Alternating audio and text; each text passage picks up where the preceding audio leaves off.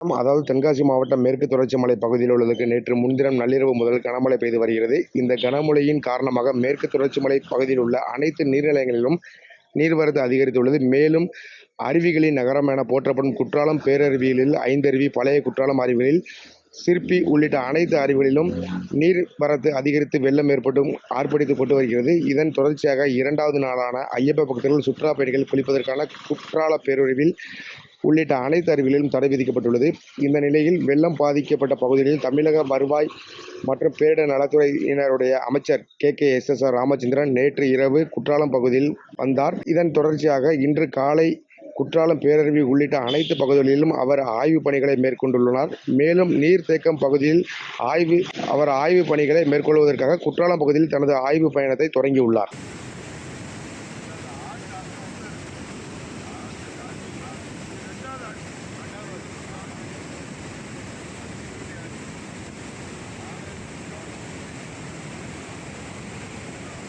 பாதகம் செய்பவரை கண்டால் நாம் பயங்கொள்ளலாகாது பாப்பா, மோதி மிதித்து விடு பாப்பா, அவர் முகத்தில் உமிழ்ந்து விடு பாப்பா.